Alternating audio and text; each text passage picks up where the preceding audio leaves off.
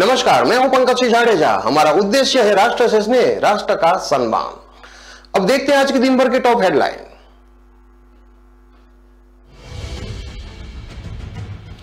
UP की सबसे साफ हवा काशी में, ग्रेटर नोएडा और गाजियाबाद में प्रदूषण ज्यादा, यहां हवा बहुत ही खराब।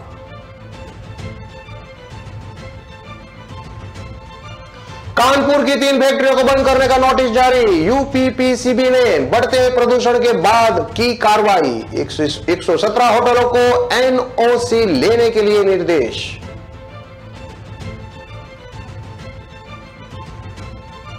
और ज्ञानवापी महाशनिवार गौरी केस की सुनवाई आज, कमीशन की कार्रवाई आगे बढ़ाने की मांग पर मस्जिद कमेटी को दाखिला करने के है आपत्ति।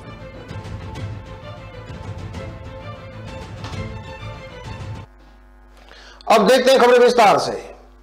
ठंडक बढ़ने के साथ यूपी में प्रदूषण की स्थिति बदतर होती जा रही है। हालांकि आज उत्तर प्रदेश की सबसे साफ हवा वाराणसी की रही। यहां आज सुबह का AQI यानी कि एयर क्वालिटी इंडेक्स 103 अंक दर्ज किया गया। वहीं यूपी की सबसे खराब हवा ग्रेटर नोएडा और गाजियाबाद में रही। इनके AQI 356 और 340 रहे। वाराणसी में आज सबसे साफ हवा अर्दली बाजार में दर्ज की गई। यहां का AQI 91 अंक, तो वहीं दूसरे स्थान पर BHU कैंपस रहा। यहां का AQI 93 अंक दर्ज किया गया। सबसे प्रदूषित हवा बेलपुर में बह रही है। यहां का अंक 124 और मलदहिया AQI 105 अंक के साथ दूसरा सबसे प्रदूषित इलाका रहा। BHU के पर्यावरणविद डॉक्टर कृपाराम ने बताया कि ठंड में तापमान नीचे आने के साथ ही प्रदूषण का ग्राफ ऊपर उठता जाएगा। वाराणसी में स्थिति काफी ठीक है। दिल्ली और वेस्ट यूपी में तो प्रदूषण की वजह से धुंध ही छाई रहती है। वाराणसी में ठंड अब कंपाने लगी है। आज सुबह का तापमान 18 डिग्री सेल्सियस रहा। वहीं मंगलवार को यह न्यूनतम 16 डिग्री तक पहुंचा था। कोहरा, धूप और ओस नहीं पड़ रही है। यहां तक हवा भी बंद है। रात में बाइक से आने जाने वाले अब बिना गर्म कपड़े के नहीं चल रहे हैं। रातों में कंबल के बाद अब रजाई का भी इस्तेमाल होने लगा है। देर शाम और सुबह ठंड के मारे लोग घरों में रह रहे हैं। काशी हिंदू विश्वविद्यालय के मौसम वैज्ञानिक प्रोफेसर मनोज कुमार श्रीवास्तव ने कहा कि आने वाले सप्ताह भर में मौसम साफ रहेगा। कोहरा और हवा चलने की भी उम्मीदें न के बराबर है। जल्दी वेस्टर्न डिस्टर्बेंस के चलते आने वाली पछुआ हवा पारा को 4 से 6 डिग्री सेल्सियस तक लुढ़का सकती है। कानपुर में ठंड के साथ तेजी से प्रदूषण बढ़ रहा है। ऐसे में उत्तर प्रदेश प्रदूषण नियंत्रण बोर्ड यानी कि यूपीपीसीबी और एनजीटी ने एक्शन शुरू कर दिए हैं। पनकी की 3 फैक्ट्रियों को बंद करने की संस्तुति कर दी गई है। वहीं जर्जर सड़कों और गड्ढों के कारण उड़ रही धूल को रोकने के लिए national highway authority of India, Nagar Nigam, Panki thermal plant, Ganga प्रदूषण नियंत्रण इकाई को नोटिस जारी किए गए हैं। यूपीपीसीबी के क्षेत्रीय अधिकारी अमित मिश्रा ने बताया कि NHI नगर निगम, पनकी थर्मल प्लांट, गंगा प्रदूषण नियंत्रण इकाई और 117 होटलों को नोटिस दी गई है। निर्देश न माने तो आगे की कार्रवाई की जाएगी। अपर मुख्य सचिव मनोज सिंह, सचिव आशीष तिवारी और सदस्य सचिव अजय कुमार शर्मा ने प्रदूषण पर नियंत्रण के लिए सख्ती के निर्देश दिए हैं।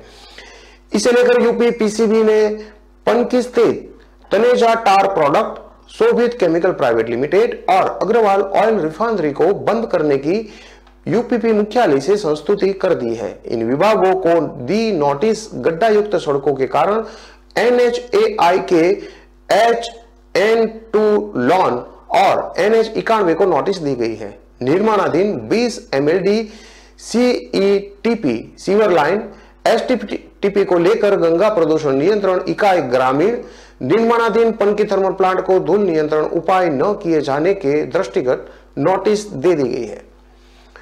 इसके अलावा शहर के 117 होटलों को भी नोटिस थमाई गई है। आदेश का एक हिस्सा दूसरे विभाग को पूरा करना है।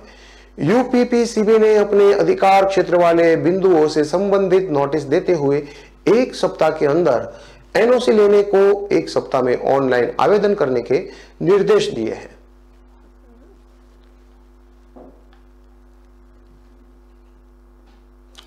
ज्ञानवापी मां श्रृंगार गौरी केस की सुनवाई आज वाराणसी के जिला जज डॉक्टर अजय कृष्ण विश्वेश की कोर्ट में चल रही है। आज ज्ञानवापी परिसर में एडवोकेट कमिश्नर की कमीशन की कार्रवाई आगे बढ़ाने की मांग पर सुनवाई चल रही है। इससे पहले बीती 21 अक्टूबर को कोर्ट ने मां श्रृंगार गौरी केस में पार्टी बनने के लिए दी गई सभी एप्लीकेशन को खारिज कर दिया था। इसके अलावा ज्ञानवापी परिसर में कमीशन की कार्रवाई आगे बढ़ाने के लिए वादी हिंदू पक्ष की मांग पर कोर्ट ने सुनवाई की थी।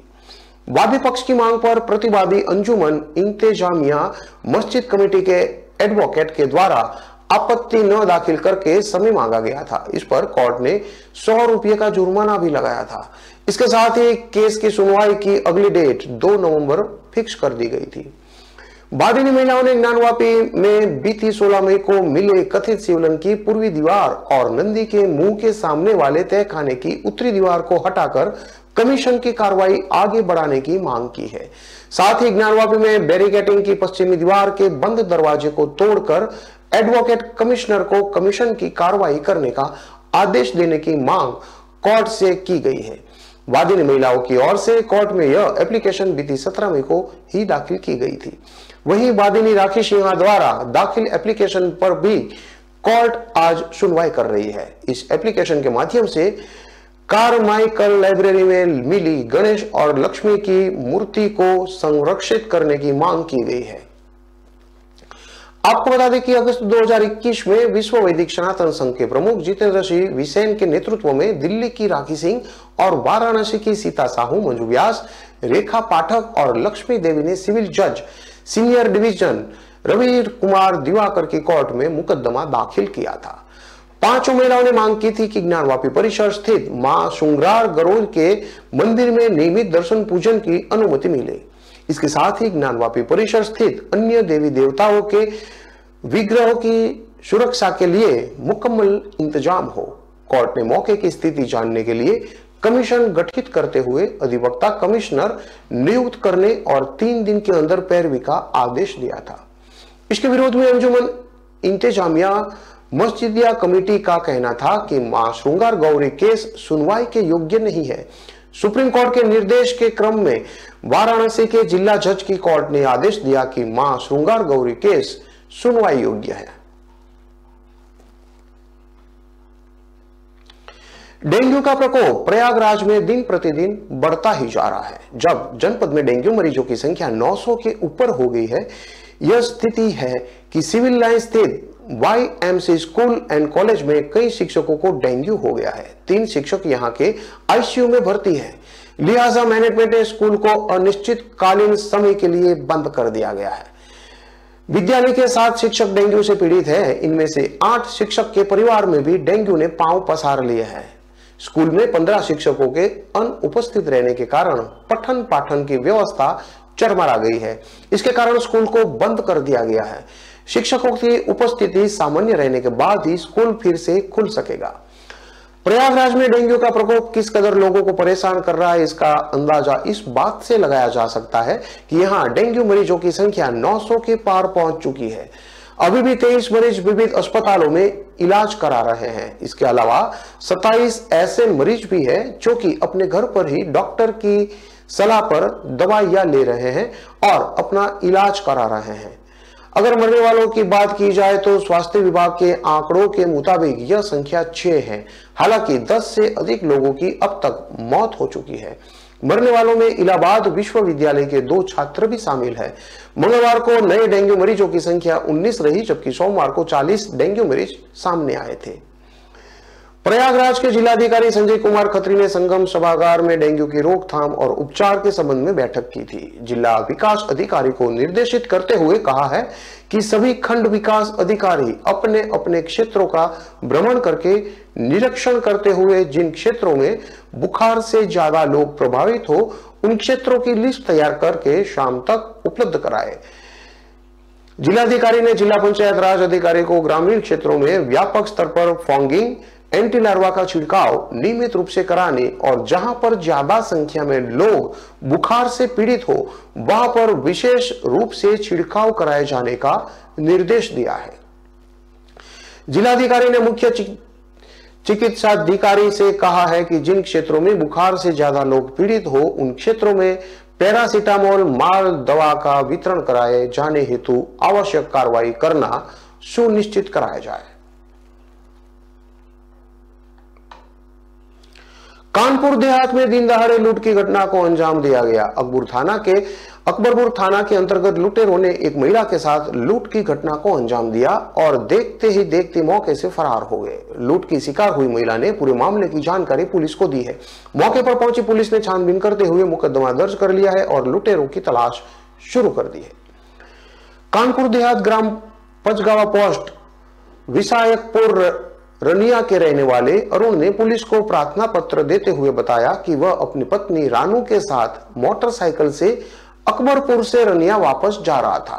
अकबरपुर के जैनपुर के पास पीछे से तेज रफ्तार मोटरसाइकिल सवार तेजी के साथ आए और देखते ही देखते पीछे बैठी पत्नी के गले में पड़े मंगलसूत्र को तोड़कर फरार हो गए। वह जब तक कुछ समझ पाता तब तक मोटरसाइकिल सवार लुटेरे काफी दूर निकल चुके थे। अरुण ने बताया कि घटना की जानकारी तत्काल उसने डायल 112 को दी है। सूचना पर पहुंची पुलिस ने मोटरसाइकिल सवार लुटेरों की आसपास तलाश करी लेकिन सफलता नहीं मिली। वहीं पुलिस ने मुकदमा दर्ज करके लुटेरों की तलाश शुरू कर दी है। अकबरपुर सीओ प्रभात कुमार ने बताया कि दंपति माती से रनिया वापस जा रहे थे। इसी दौरान रास्ते में दो मोटरसाइकिल सवार ने पीछे से महिला के गले में पड़ी चेन तोड़कर भाग गए। सूचना मिलते ही मौके पर पहुंची पुलिस ने आसपास के लोगों से पूछताछ करते हुए मोटरसाइकिल सवार की तलाश शुरू कर दी है। खबरों में लेते हैं अब एक छोटा सा विराम।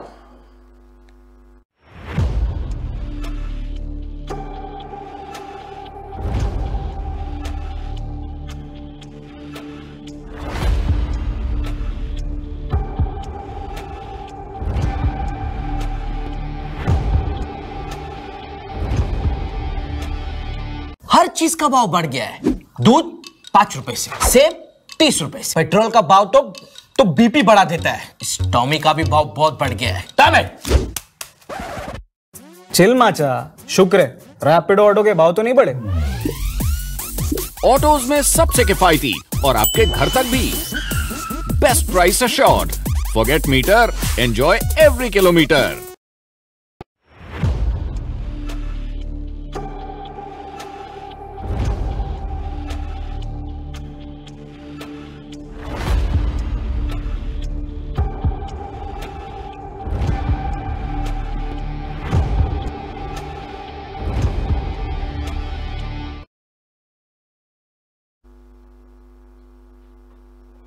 विराम के बाद एक बार फिर से आपका स्वागत है। अब देखते हैं आगे की और खबरें। अलीगढ़ में मंगलवार देर शाम तेज रफ्तार एक बस ने कई वाहनों को रौंद दिया। हादसे में 5 लोगों की मौत हो गई जबकि 6 लोग घायल हो गए। सभी घायलों को पास के अस्पताल में भर्ती करवाया गया है। घटना टप्पल थाना इलाके के कुराना गांव की है। पंजाब नंबर की प्राइवेट बस हरियाणा के पलवल से अलीगढ़ के टप्पल की ओर जा रही थी। टप्पल के पास कुराना गांव में देवी जागरण में शामिल होने के लिए लोग पहुंचे थे। यहीं पलवल रोड के कुराना के पास यह हादसा हो गया। अनियंत्रित बस ने जागरण में शामिल होने आए कार सवार और बाइक सवार को टक्कर मार दी। थाना टप्पल क्षेत्र के कुराना गांव पर रोड किनारे खड़े एक मैजिक और 4 व्हील वाहनों और अन्य वाहनों में अनियंत्रित बस ने भी टक्कर मार दी। टक्कर लगने से वाहन क्षतिग्रस्त हो गए। वहीं वाहनों के पास खड़े 6 लोग गंभीर रूप से घायल हो गए। पुलिस ने मृतकों की पहचान मदन लाल, दिनेश, संतोष, अमर सिंह, जयप्रकाश के रूप में की है।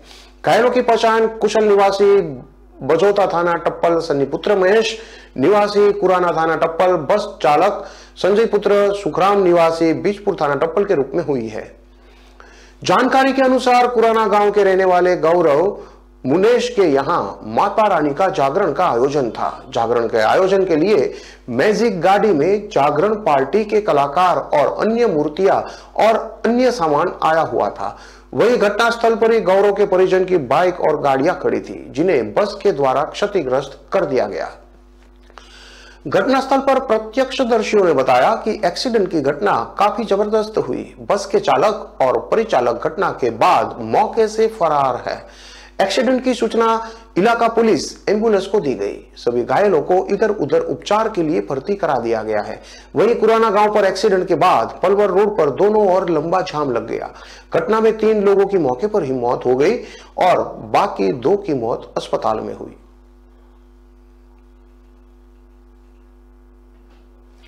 कानपुर में डेंगू का हमला और तेज हो गया है। लगातार दूसरे दिन 30 और नए मरीज सामने आए हैं। इनमें से एक डॉक्टर भी है। 7 की हालत बिगड़ने पर अस्पताल में भर्ती किया गया है, जबकि हेलेंट में अमन नामक मरीज के मुंह से ब्लीडिंग होने पर आईसीयू में भर्ती किया गया है। जीएसवीएम मेडिकल कॉलेज के माइक्रोबायोलॉजी विभाग से 6 और उर्सला अस्पताल से 24 मरीजों में से डेंगू संक्रमण की पुष्टि हुई है। 2 दिन में 60 केस आने से साफ है कि डेंगू ने पूरे शहर में पांव पसार लिए हैं। पहली बार 5 बच्चों में भी संक्रमण हुआ है। स्वास्थ्य विभाग की रिपोर्ट में सीनियर रेजिडेंट डॉक्टर प्रांजल मिश्रा, ज्ञानेंद्र सिंह, कृष्ण गुप्ता, लक्ष्मी, आद्या गुप्ता, रीना पाल, विनीत पाठक, सलमान, मोहम्मद सैफ समेत अन्य में डेंगू के संक्रमण मिला है। एसीएमओ डॉक्टर आरएन सिंह का कहना है कि जब ओपीडी में आ रहे मरीजों में भी डेंगू मिल रहा है, वहीं 24 घंटे में डेंगू मरीजों की प्लेटलेट्स 1 लाख तक गिर रही है। इसलिए शहर में आरडीपी और एसडीपी की मांग 4 गुना तक बढ़ गई है। डेंगू मरीजों में भारी इजाफा होने के कारण प्लेटलेट्स की मांग 5 गुना तक बढ़ी हुई है। डेंगू के केस बढ़ रहे हैं तो शहर में 23 ब्लड बैंकों में रोज 400 यूनिट प्लेटलेट्स की खपत हो गई है। हफ्ते भर पहले 250 से 300 यूनिट की खपत हो रही थी। एसडीपी की 30 यूनिट की मांग है, लेकिन एसडीपी की किट में कोई ब्लड बैंक 11 तक, कोई 13,000 रुपये तक चार्ज कर रहा है। पावन गंगा के मुखिया पवन त्रिवेदी ने बताया कि रोज एसडीपी की मांग आ रही है। उर्सला के सीएमएस डॉक्टर शैलेंद्र तिवारी ने माना कि अब डेंगू मरीजों की प्लेटलेट्स जल्द गिर रही है।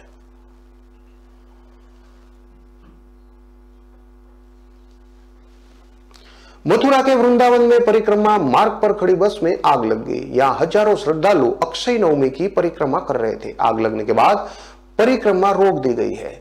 अग्निकांड के वक्त बस में कोई सवारी नहीं थी। बस का ड्राइवर नहाने के लिए गया था।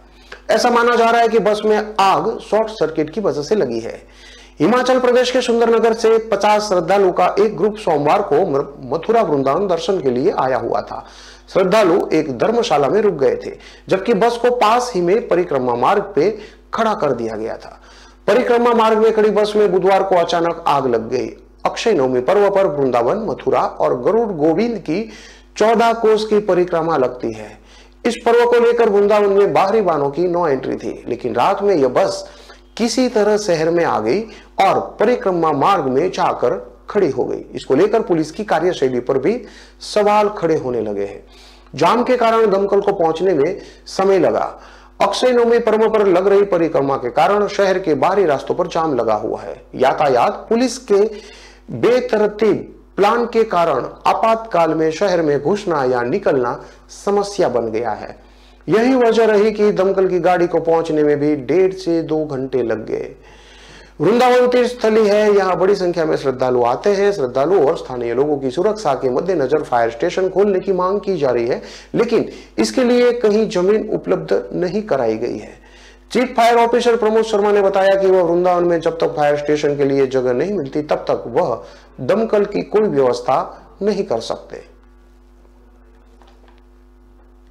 इटावा में शासन के निर्देश पर 11 बिंदुओं पर मदरसों का सर्वे पूरा हो गया है। इसकी एक रिपोर्ट तैयार करके शासन को भेजी गई है। जिले में संचालित सभी मदरसों में 3 अधिकारियों की टीम गठित की गई थी। इसमें अल्पसंख्यक कल्याण अधिकारी, बेसिक शिक्षा अधिकारी और एसडीएम शामिल थे। सर्वे में 10 मदरसे बिना मान्यता के संचालित होते मिले थे, वहीं 19 मदरसे मान्यता प्राप्त संचालित होते मिले थे। दरअसल यूपी सरकार ने हर जिले में संचालित मदरसों का सर्वे करवाया है। इसमें मदरसों की व्यवस्था से लेकर शिक्षा की गुणवत्ता की जांच पड़ताल करवाई गई थी। बीते मंगलवार को मदरसों को लेकर जिला अल्पसंख्यक कल्याण अधिकारी के द्वारा एसडीएम के माध्यम से इसकी रिपोर्ट शासन को प्रेषित की गई। रिपोर्ट में बताया गया है कि जिले में कुल 29 मदरसे संचालित है। इसमें से 19 मान्यता प्राप्त और 10 गैर मान्यता प्राप्त मदरसे हैं। सैफई में 1, जसवंत नगर में 2, बर्थना में 1, ताखा में 1 और सदर नगर पालिका क्षेत्र में 5 मदरसे गैर मान्यता प्राप्त पाए गए। मदरसा संचालक तारिक सम्मी के मुताबिक 2017 से शासन की ओर से प्रदेश में किसी भी मदरसे को मान्यता नहीं दी गई है। अब जब मान्यता ही नहीं दी जा रही तो सर्वे किस कारण करवाया जा रहा है, यह समझ से बाहर है। अल्पसंख्यक कल्याण सतीश कुमार ने बताया कि शासन की ओर से सामान्य प्रक्रिया के तहत सर्वे करवाए गए थे। मदरसों का बिंदुवार विवरण मांगा गया है। इसमें किसी प्रकार की कार्रवाई जैसा कुछ भी नहीं है। फरीदाबाद कोरोना काल में करीब 2.5 साल से बंद बीके अस्पताल का भोजनालय एक बार फिर से शुरू हो गया है। केंद्रीय राज्य मंत्री कृष्णपाल गुर्जर ने इंसोनिया चैरिटेबल ट्रस्ट द्वारा शुरू किए गए इस भोजनालय की शुरुआत की। इसमें अस्पताल में जाने वाले गरीब मरीजों और उनके तीमारदारों को दोपहर में मुफ्त में खाना मिलेगा, जबकि अन्य के लिए प्रति प्लेट 10 रुपये चार्ज किया जाएगा। पहले इस भोजनालय को नवचेतना ट्रस्ट द्वारा चलाया जा रहा था। ट्रस्ट के प्रधान सुरेंद्र कौशिक ने बताया कि सामान्य लोग को 10 रुपये में रोजाना सब्जी, दाल, रोटी और चावल मिलेगा। भोजनालय का समय सुबह 11 से दोपहर 2 बजे तक रखा गया है। उन्होंने बताया है कि अभी ट्रस्ट करीब 500 लोगों का भोजन उपलब्ध कराएगा। इसके बाद जरूरत पड़ने पर इनकी संख्या 1000 प्रतिदिन कर दी जाएगी। इस ट्रस्ट में नगर निगम और अन्य विभागों से रिटायर कई अधिकारी भी जुड़े हैं। उद्घाटन मौके पर केंद्रीय राज्य मंत्री कृष्णपाल गुर्जर ने कहा कि शहर में देने वालों की कोई कमी नहीं है।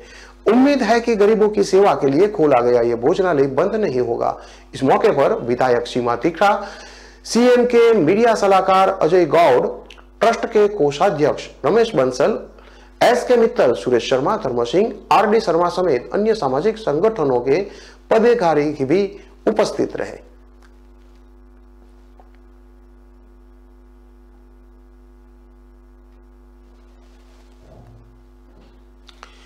इन सभी खबरों को विस्तार से पढ़ने के लिए आप हमारे वेबसाइट का भी प्रयोग कर सकते हैं। हमारा वेब का पता है www.kalamkartavya.com। हमारी कलम ही हमारा कर्तव्य है के उद्देश्य के साथ खबरों को आप राष्ट्र प्रथम के साथ देखते रहिए। नमस्कार।